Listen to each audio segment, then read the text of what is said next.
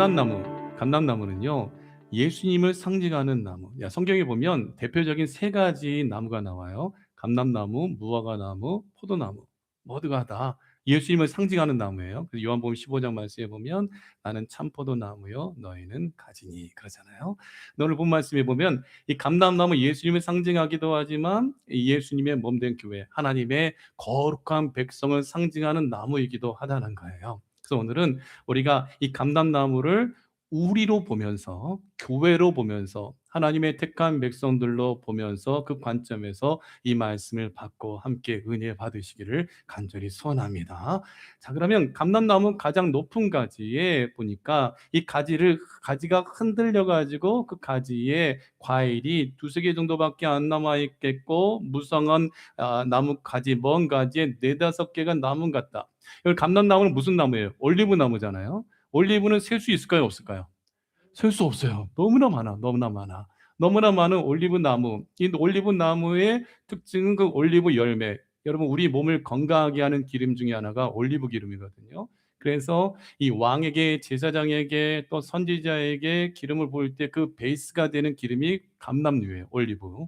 그 올리브 나무의 높은 가지에 남은 그 열매, 이 감람나무가 열매를 풍성하게 맺고 있는데 그 열매가 나무가 흔들려가지고 다 떨어져 버렸는데 높은 가지에 감람나무 열매들이 남아있는 거. 이것은 무엇을 의미하냐면 환난과 풍파와 어려움이 와가지고 믿음 다 잃어버릴 때에 끝까지 남아있는 성도들을 의미하는 거예요. 오늘 이 감람나무 가장 높은 가지에 남은 그 감람나무 올리브 열매, 과일 열매가 오늘 저와 여러분이 되어지길 간절히 소원합니다. 그래서 오늘 이 말씀이 마지막 때 우리가 어떤 믿음을 가지고 살아갈지에 대하여 우리에게 가르쳐주고 있는데, 이 말씀 붙잡고 여러분의 믿음이 어린아이 신앙이 머무는 것이 아니라 어떤 환난과 고난이 온다 할지라도, 흔들리고 풍파가 몰려온다 할지라도 끝까지 남아있는 참된 믿음의 권속들이 되어지기를 예수 그리스도의 이름으로 간절히 축복하고 축원합니다. 자, 감람나무 가장 높은 가지에 남은 과일의 의미는요, 첫째, 감람나무가 흔들립니다. 나무가 흔들려요. 6절 말씀 보면 같이 읽어봐요. 그러나 그 안에 주울 것이 남으리니 감람나무를 흔들 때에 가장 높은 가지 꼭대기에 과일 두세 개가 남은 같겠고, 무성한 나무의 가장 먼 가지에 네다섯 개가 남은 같으리라. 이스라엘의 하나님 여호와의 말씀이라. 아멘. 자, 감람나무가 흔들린다는 것은 악하고 더러운 마귀가 공격하여 모든 이스라엘 백성들의 신앙이 타락하는 것, 다시 말하면 모든 성도들의 신앙이 타락하게 되어지는 것을 의미하는 거예요. 사랑하는 성도 여러분, 고난이 오고 환난이 올 때는요, 이 사람이 진짜 하나님의 백성인지 아닌지, 이분이 진짜 예수님 믿는 믿음이 있는지 믿음이 없는지, 알곡 성도인지 가라지 성도인지가 확 드러나요. 키즈를 할 때, 그 농부가 키즈를 할 때 바람을 등지고 하잖아요. 바람을 맞바람 불면 키즈를 할 때 그 가라지가 농부에게 다 들러붙잖아요. 그렇기 때문에 키즈를 할 때는 바람을 등져. 뒤에서 바람이 불어와요. 그러면 할 때에 가라지는 막 바람에 날아가서 저기에 쌓여요. 근데 알곡은 바람이 불어도 그 키 안에 머물러 있는 거예요. 감람나무가 막 흔들렸어. 감람나무가 흔들리는데 막 흔들릴 때 막 올리브가 우수수 떨어지거든요. 실제로 올리브 수확할 때 보면은 경운기 같은 기계가 들어가 가지고 집게 같은 것을 나무의 줄기에다가 딱 대요. 대고서 딱 쪼여. 그런 다음에 와다다다다 흔들어요. 흔들면 와 우수수 밑에 깔아놓은 그물에다가 감람나무 올리브 열매가 떨어져 가지고 그것을 농부가 수확하거든요. 근데 여기서 감람나무가 흔들리는 것은 수확 때에 흔들리는 것이 아니라 환난과 풍파와 어려움이 오면 말미암아 구약의 이스라엘 백성들이 바벨론의 침략에 의해서 느부갓네살 왕 때문에 나라가 망하고 포로로 잡혀가는 것처럼 완전히 이스라엘 백성들이 타락하고 그의 신앙이 타락하여 나라를 빼앗기게 되는 것이 배경입니다. 느부갓네살 왕이, 바벨론이 이스라엘 유대인을 흔들어 버리는 것처럼 마귀가요 항상 하나님의 백성들을 흔들어 버려요. 교회를 흔들어 버려요. 그래서 타락하게 만드는 거예요. 아담이 하나님의 말씀에 순종했다면 마귀가 찾아오지 않고 마귀가 있는 곳에 가지 않고 마귀들을 말을 듣지 않았다면 우리는요 늙지도 않고 병들지도 않고 죽지도 않아요. 근데 마귀가 이 하와와 아담의 마음을 흔들어 버려 가지고 이 선악과 따먹으면 하나님이 뭐라 그랬냐? 하나님이 반드시 하나님이 죽는다고 했는데 하와는 죽을까 하노라 해 버리고 마귀는 안 죽어. 너희들이 이거 따먹으면 하나님처럼 될까 봐 따먹지 말라고 하신 거야 하고 말씀을 바꿔 버리죠.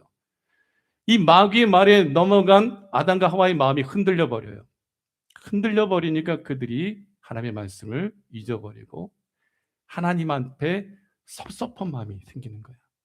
야, 이거 따먹으면 하나님처럼 될까 봐. 에이, 하나님 째째하게 이거 따먹지 말라 그랬어. 내가 따먹고 하나님처럼 돼야지. 이 욕심이 들어가 버리는 거예요.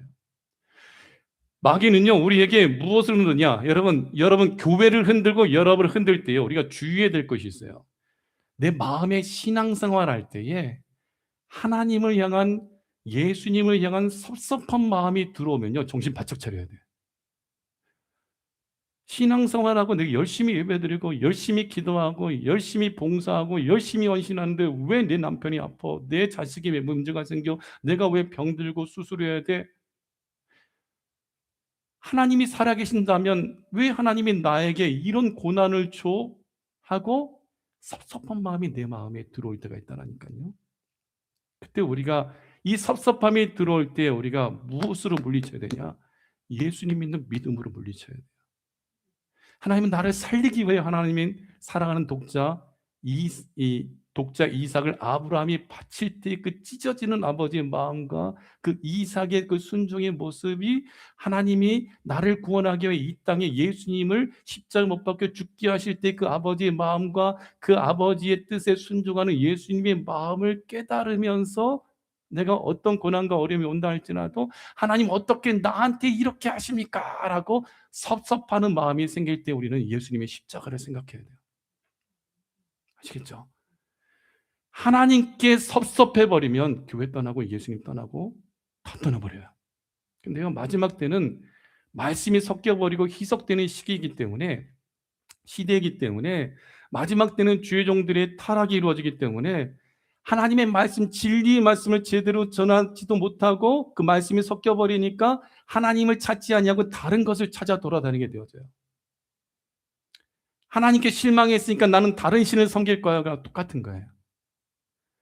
마음에 섭섭하게 온다면 예수님의 이름으로 바짝 긴장하고 여러분 회개하고 주님을 꼭 붙잡아야 돼요. 그리고 신앙생활 하다 보면 성도와 성도 간에 섭섭한 마음이 생길 때가 있어. 목사님에 대해 섭섭하고 사모님에 대해 섭섭하고 장로님에 대해 섭섭하고 권사님 집사님에 대해 섭섭하고 그렇게 웃고 떠들다가도 말 한마디 때문에 섭섭하고 서운한 마음이 생길 때가 있어요. 그때도 여러분 정신 바짝 차려야 돼요. 마귀는요 항상 어디에 틈 타요? 마귀에게 내 마음의 틈을 주지 말라. 마귀를 대적하라.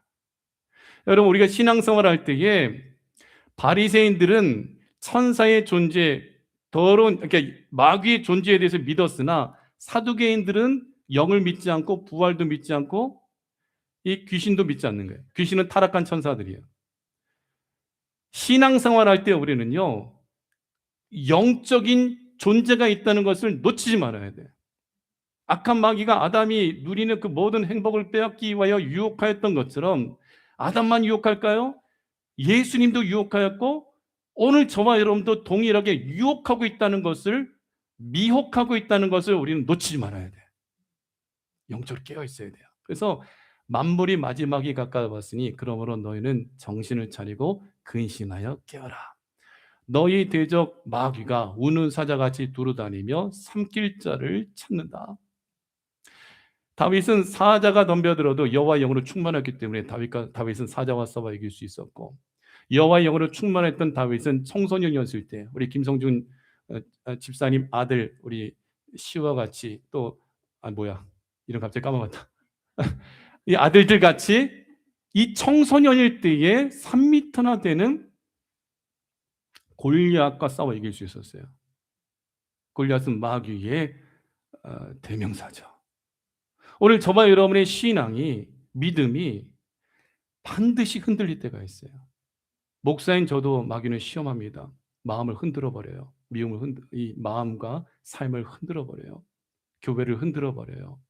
이때 우리가 해야 될 것은 막 화가 나고 섭섭해가지고 서운해가지고 전화해서 이렇고 저렇고 한두 시간 얘기하고 또 뭐 실제로 막 싸우고 머리끄댕이 잡고 머리카락 뽑아버리고 이러는 것이 아니라 하나님 앞에 엎드려 기도해야 돼요. 기도해야 됩니다.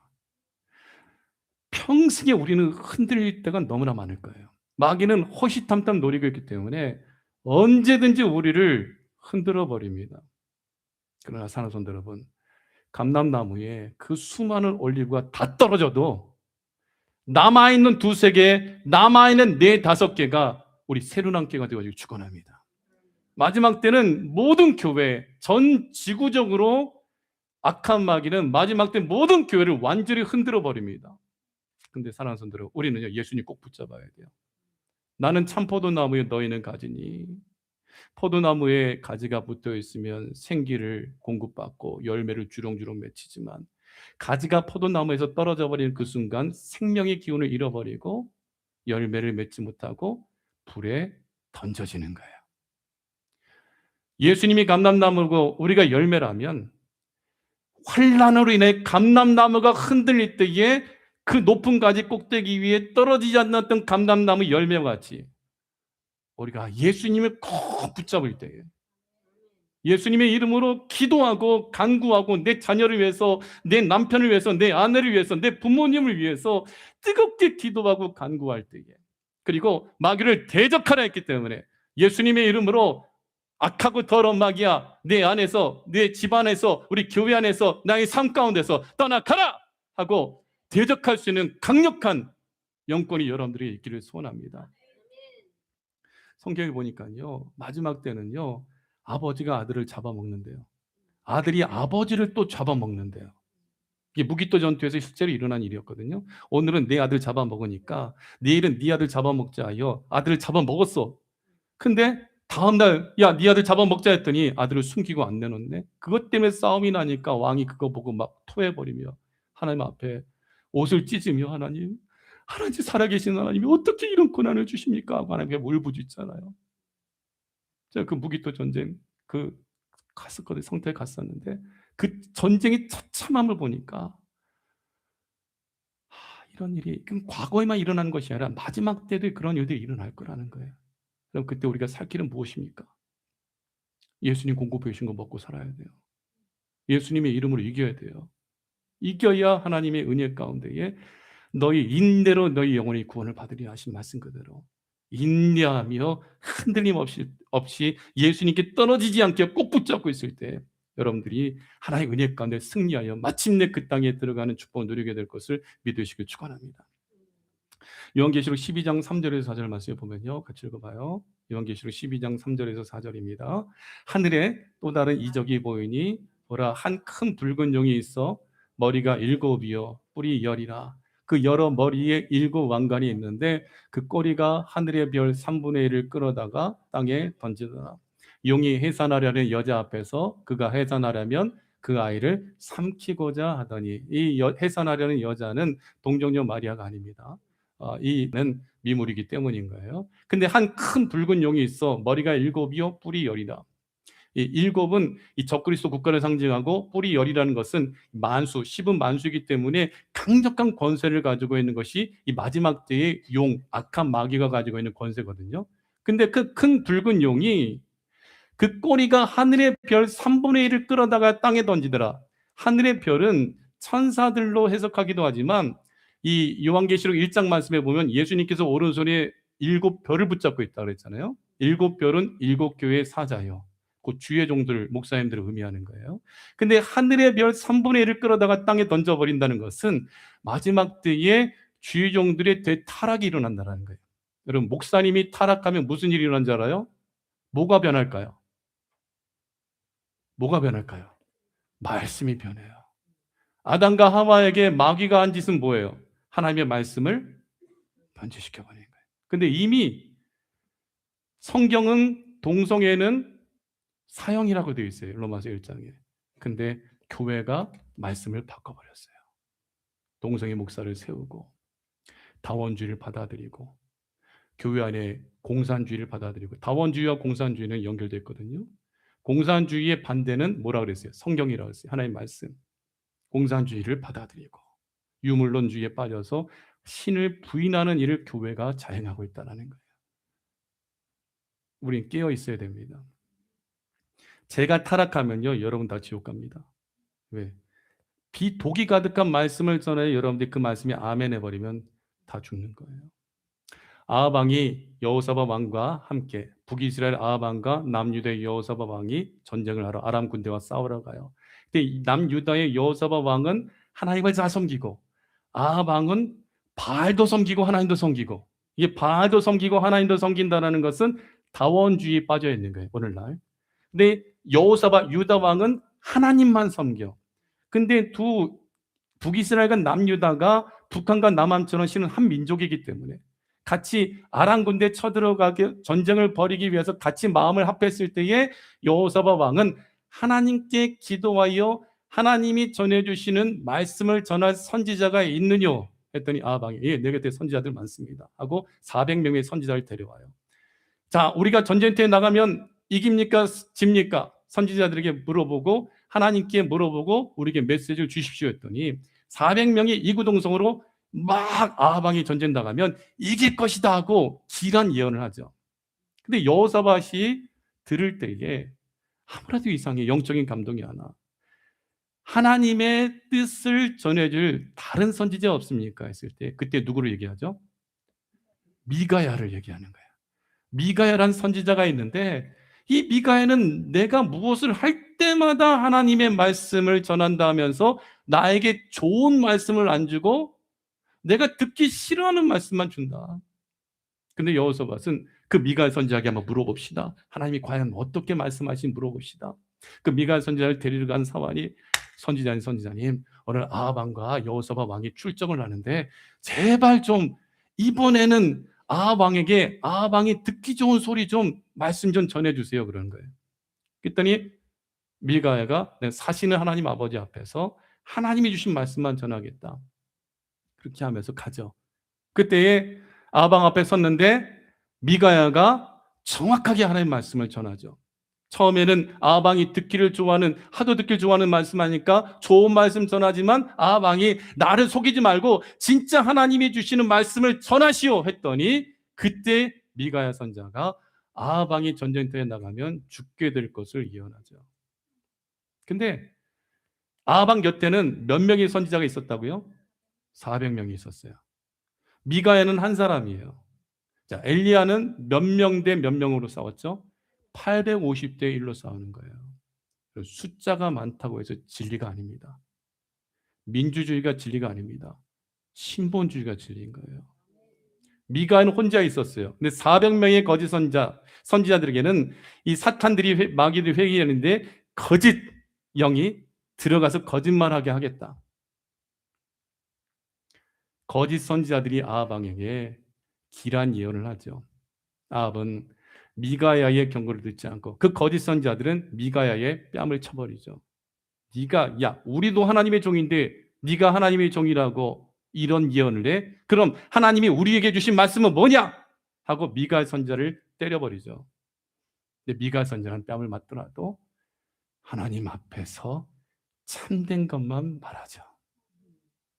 아합 왕은 400명의 거짓 선지자들의 말을 듣고 전쟁터에 나갑니다. 그래도 미가의 선지자가 말씀을 전한 것이 마음에 걸려서 왕의 갑옷을 벗고 쫄병 데려와서 야, 네 옷 나한테 줘. 너는 내 갑옷을 네가 입어 하고 옷을 바꿔 입죠. 그리고 병거를 타고 아합 왕이 전쟁터에 나갔어요. 근데 자기의 수단과 능력으로 자기의 죽음을 막고자 하나 아합 왕은 그 아람 군대의 한 병사가 무심코 활시를 당겨서 그 병사가 그 아합 왕을 노리고 저 사람이 왕이기 때문에 활을 쏜 것이 아니라 그냥 무심코 활을 쏘아서 쐈는데 그 아합에게 맞은 거예요. 하나님의 역사는 사람의 지혜와 능력으로 피할 수가 없다. 아합 왕은 전쟁이 극심하여 그 활을 맞고 치료받기 위해 그 전쟁터를 빠져나가려 했으나 그날의 전쟁이 극렬하여 그 전쟁터 가운데 많은 피를 흘리고 죽음을 맞이하게 되어지죠. 오늘 저는 새로운 교회 개척한 3년 6개월 돼서 무시당하고 작은 교회, 뭐 어려운 교회 이렇게 사람들이 생각할 수도 있다고 생각합니다. 그러나 저는요, 크고 화려하고 많은 것보다 하나님이 주신 진실한 말씀을 여러분들 전하기만 해요. 그 말씀이 여러분들이 마음에 와닿았을 때 제가 여러분들이 전하는 말씀, 여러분들을 위하여 기도하는 그 기도, 저는 여러분들 저주하는 목사가 아니잖아요. 저주하는 기도하는 거 아니잖아요. 여러분들의 생명의 말씀, 살리는 기도, 살리는 목회를 하는 존재이기 때문에 사랑하는 성도 여러분, 저는 아방 곁에 있던 400명의 거짓 선지자 되고 싶지 않아요. 하나님이 쓰시는 한 사람이 되고 싶어요. 제 곁에 아무도 없다 할지라도 엘리야가 얼마나 외로웠어요. 미가야가 얼마나 외로웠을까. 왕에게 계속 미움받는다는 것은 너무나 힘든 거죠. 그러나 그는 하나님 앞에 서 있는 거예요. 그래서 제가 여러분들이 말씀 전할 때 제가 타락하면 말씀이 타락하기 때문에 여러분 다 죽어요. 근데 제가 하나님 앞에 살아있다면, 여러분이 듣기를 원하는 말씀이 아니라 들어야 될 말씀을 전하고 있다면 여러분 다 사는 거예요. 여호사밧은 미가야의 말을 듣고 하나님을 사랑하고 하나님이 세우신 주의 종대로 말씀 듣고 그가 믿음으로 어쩔 수 없이 아방 때문에 끌려 나갔으나 하나님은 여호사밧을 지켜주셔요. 왜? 하나님을 온전히 믿고 따르는 신실한 왕이었기 때문인 거예요. 그래서 사랑하는 성도 여러분, 제가 여러분들의 메시지를 전하고 말씀을 전할 때에 저는 설교 강단에서 어느 권사님이 그러대요. 목사님은 강단에 서면 사자 같아요. 내려오면 양 같아요. 목사님은 여리디 여려가지고 내려오면 여리디 여리고 연해 보이지만 강단에 가면 목사님이 사자 같아요. 맞아요. 하나님이 저를 능력 주시고 세워주시니까. 그러니까 내려오면 저는 여러분과 똑같은 사람인 거예요. 부족하고 연약합니다. 근데 제가 목회라고 말씀을 전할 때 우리 특별히 새누랑교회 같은 성도들에게 부탁할 것은, 말씀 전하고 여러분들 위해 축복하며 기도할 때에 여러분 눈치 보게 하지 마세요. 제가 권사님이 듣기 원하는 말씀 골라서 오늘 할까? 장로님이 듣기 원하는 말씀, 집사님 듣기 원하는 말씀, 내가 어떤 말씀을 전하면 성도들이 즐거워서 행복해서 갈까? 이것이 아니라 제가 기도하는 가운데 오늘 이 시간 성도들에게 하나님이 주시는 메시지가 무엇인지에 대하여 그 말씀이 여러분을 기쁘게 할 수도 있고 걱정에 휩싸기도 하지만, 그러나 염려 가운데 있지만 제가 전하는 소망의 말씀이거든요. 크고 두려운 일에 대하여, 대환란에 대하여 미리 여러분들에게 예방주사 놓는 것들이기 때문에 어쩌면 감당하기 힘든 말씀일 수도 있어요. 하지만 이 시기적절하게 때를 따라 양식을 나눠주는 종들에게 하나님이 모든 소유를 맡긴다 했기 때문에 누가복음 24장에 때를 따라 여러분들을 먹일 때에, 저녁 식사 때에 아침 식사 안 먹잖아요. 마지막 주역의 기쁜 밤이 오늘 이때에 저녁에 먹어야 될 이 말씀 여러분들이 전할 때에 이 말씀을 여러분들이 먹는다면 하나님이 여러분들을 마지막 때에 높은 가지 위에 떨어지지 않은 그 열매와 같이 여러분들을 세워주실 것을 믿으십시오. 감람나무가 흔들린다. 반드시 마귀는 우리 교회 흔듭니다. 여러분의 마음을 흔듭니다. 오늘 목사님 말씀이 나를 시험 들게 만들었어. 오늘 목사님 말씀이 나를 찔리게 만들었어. 했을 때에 시험에 들지 말고 기도하십시오. 제가 딴말 하지 아니하고 성경에 있는 말씀 그대로 전하였다면, 마음에 찔린다면 베드로, 그럼 우리가 어떻게 해야 돼? 야고보, 우리가 어떻게 해야 돼? 형제들아, 우리가 어떻게 해야 돼? 너희가 다 각각 회개하여 예수 그리스도의 이름으로 세례를 받고 죄 사함을 받으라. 그리하면 성령의 선물을 받으리니. 예수님 십자가 못 박아 죽였던 그들도 예수님의 이름으로 회개하고 돌이킬 때에 하나님의 말씀대로 성령의 충만한 인침을 받고 구원을 받았던 것처럼, 그래서 초대 예루살렘 교회가 3,000명, 남자만 3,000명이 되었던 것처럼 하나님께서 우리 교회도 그 역사를 주실 것을 저는 분명히 믿습니다.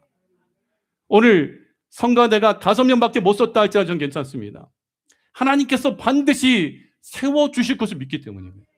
고난이 오고 어려움이 올 때 우리는요 더 강력한 믿음이 생깁니다.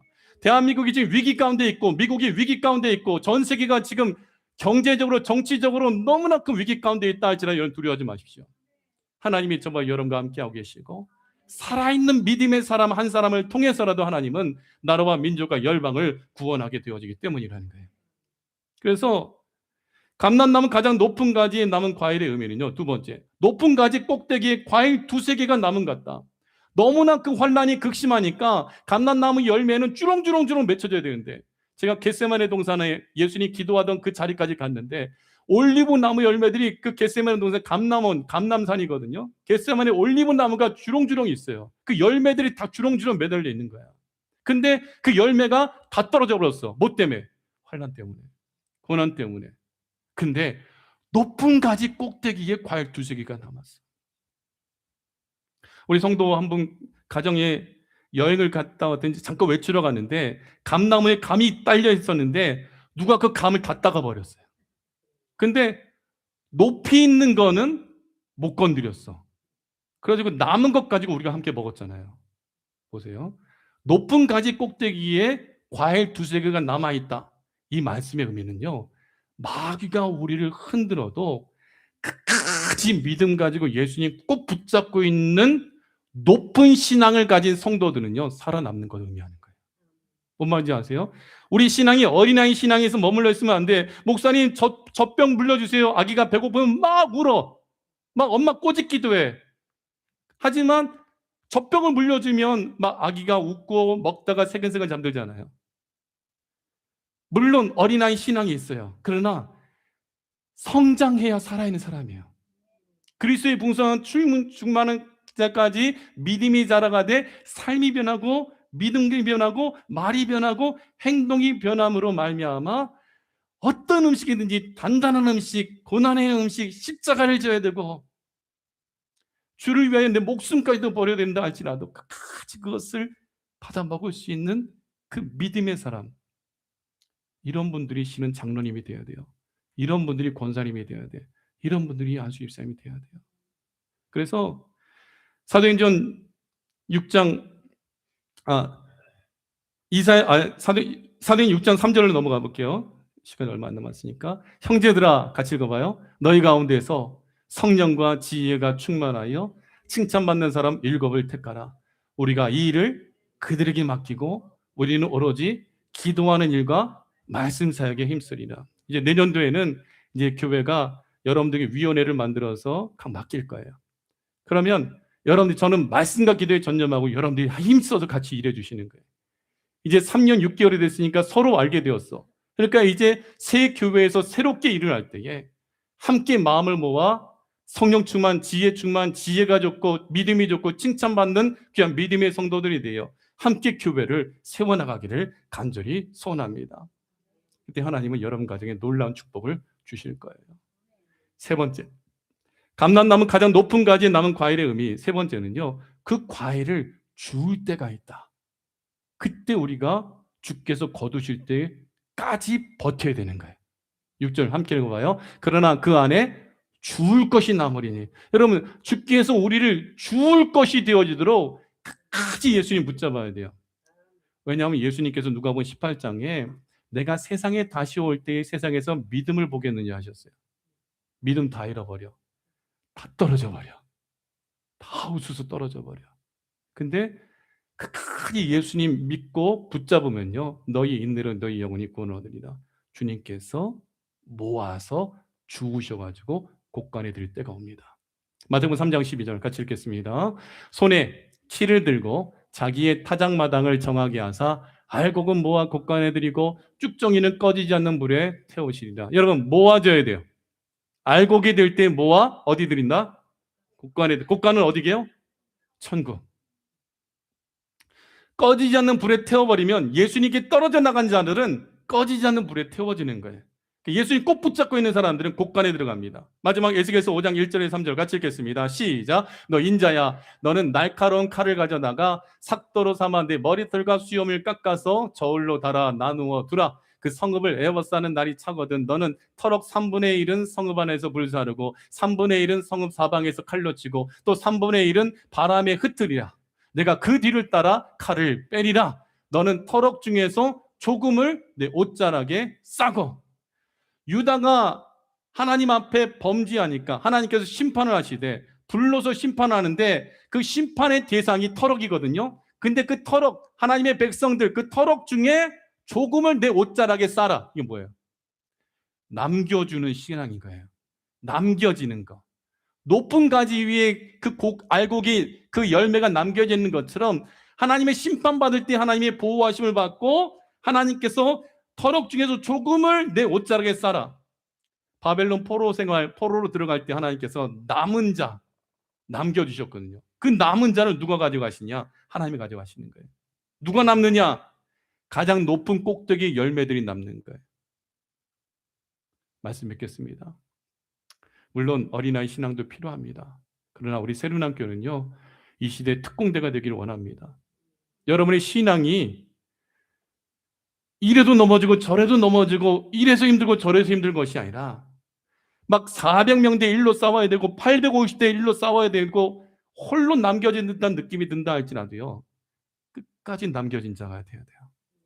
엘리야 시대 때는 다 선지자 다 죽이고 엘리야만 남았거든요. 물론 하나님이 남겨두신 7,000명의 선지자가 따로 있었으나 다 죽였고 활동하는 선지자 엘리야밖에 없었어. 400명이 활동하였으나 미가엘 선지자만 하나님 앞에 쓰임받고 있는 거예요. 남은 자 됩시다. 옆 사람 인사하겠습니다. 남은 자 됩시다. 남은 자 되어야 돼요. 하나님이 남겨주시고 남은 자 되어야 돼요. 하나님이 저에게 주신 메시지는 너는 남은 자라는 거예요. 내가 너를 남겨뒀다라는 거예요. 쓰실 때가 있다라는 거예요. 여호와의 능하신 손 아래에서 겸손하라. 때가 되면 너희를 높이리라. 남은 자 되어야 됩니다. 섭섭하게 들어오면 물리치십시오. 하나님이 섭섭하고 성도가 섭섭하고 목사님 섭섭하다 물리쳐야 돼요. 성령 안에서 하나된 것을 힘써 지켜야 됩니다. 높은 신앙, 하늘 소망, 예수님만 바라보는 자들이 마지막 때에 남습니다. 우리 함께 남읍시다. 함께 손잡고 하나님 나라 올라가십시다. 우리 새누남께 마귀가 아무리 흔들어도 끝까지 감람나무 예수님께 붙어있는 성도들, 주님 다시 오시는 그날까지 절대로 떨어지지 않는 귀한 믿음의 껌딱지들이 다 되어 주님 다시 오시는 그날에 예수님께 칭찬받고 주께서 예비하신 모든 것을 우리의 것으로 누리기를 축원합니다.